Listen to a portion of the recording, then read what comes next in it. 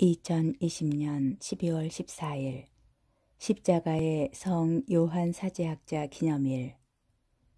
십자가의 요한 성인은 1542년 스페인 아빌라의 폰티베로스에서 태어났다.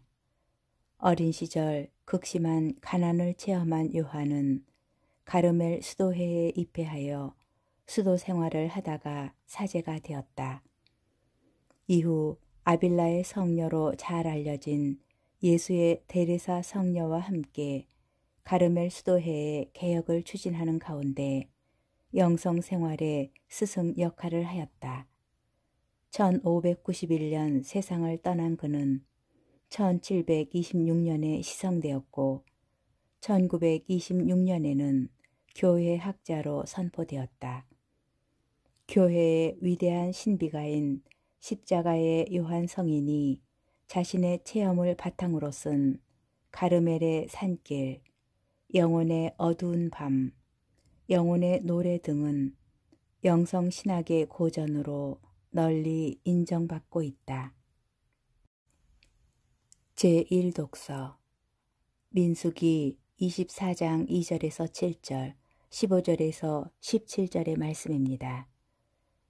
그 무렵 발라암은 눈을 들어 지파별로 자리 잡은 이스라엘을 보았다. 그때 하느님의 영이 그에게 내렸다. 그리하여 그는 신탁을 선포하였다. 부오르의 아들 발라암의 말이다. 열린 눈을 가진 사람의 말이며 하느님의 말씀을 듣는 이의 말이다. 전능하신 분의 환시를 보고 쓰러지지만 눈은 뜨이게 된다. 야곱아, 너의 천막들이, 이스라엘아, 너의 거처가 어찌 그리 좋으냐. 골짜기처럼 뻗어 있고 강가의 동산 같구나. 주님께서 심으신 침향나무 같고 물가의 향백나무 같구나. 그의 물통에서는 물이 넘치고 그의 씨는 물을 흠뻑 먹으리라. 그들의 임금은 아각보다 뛰어나고 그들의 왕국은 위세를 떨치리라. 그러고 나서 그는 신탁을 선포하였다. 부오르의 아들 발라암의 말이다. 열린 눈을 가진 사람의 말이며 하느님의 말씀을 듣고 지극히 높으신 분의 자식을 아는 이의 말이다.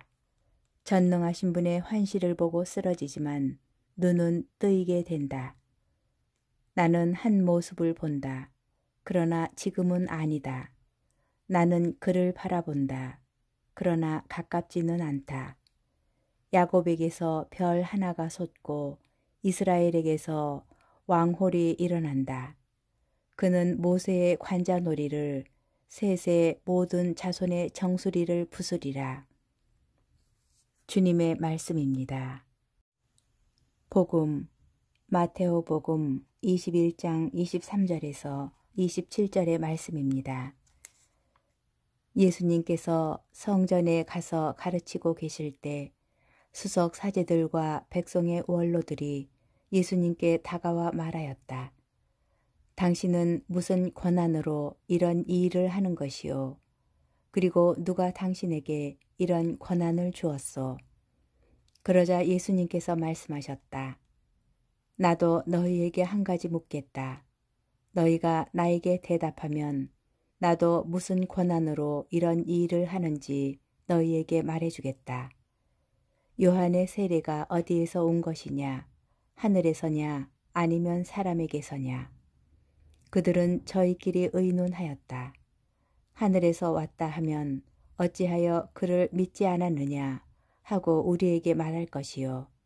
그렇다고 사람에게서 왔다 하자니 군중이 두렵소.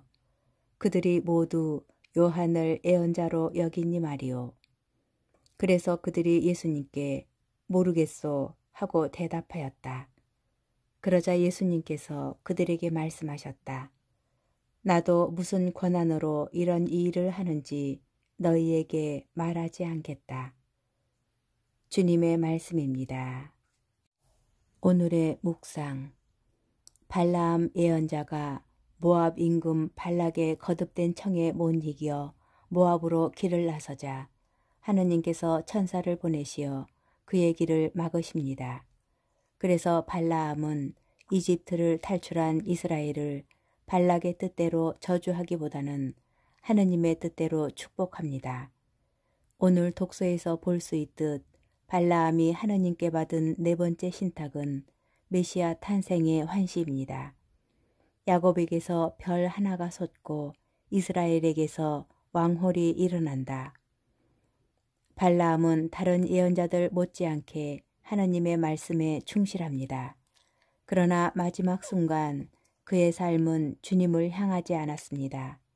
발라암의 권유 때문에 이스라엘 사람들이 푸오르의 우상 숭배에 빠졌고 발락과 헤어진 뒤 미디안족과 함께 머물면서 이스라엘이 다시 우상 숭배에 빠졌기 때문입니다. 신약 성경에서 발라암이 돈 때문에 이스라엘을 위험에 빠뜨린 부정적인 인물로 소개되는 데에는 바로 이런 까닭이 있습니다. 그러나 하나님의 말씀을 선포하고자 기꺼이 스스로를 내놓은 이들은 하나님을 대신하여 자신을 내세우지 않습니다. 오히려 가난한 마음으로 하나님의 말씀을 드러냈습니다. 발라암도 하나님의 힘이 그의 모든 능력을 지배하였던 것이지 그가 뛰어나서 하나님의 힘을 드러낸 것은 결코 아니었습니다. 성전 정화 사건 직후 예수님의 권한에 시비를 거는 종교 지도자들에게 예수님께서는 세례자 요한의 권한이 하늘에서 온 것인지 아니면 스스로의 것인지를 물으십니다. 자신의 안녕만을 위하여 돈과 권력을 따른다면 구원의 별도 볼 수 없고 정화의 세례도 받을 수 없습니다. 하느님의 뜻을 따르고자 자신을 기꺼이 버리는 가난한 마음만이 구원의 방법을 찾을 수 있습니다.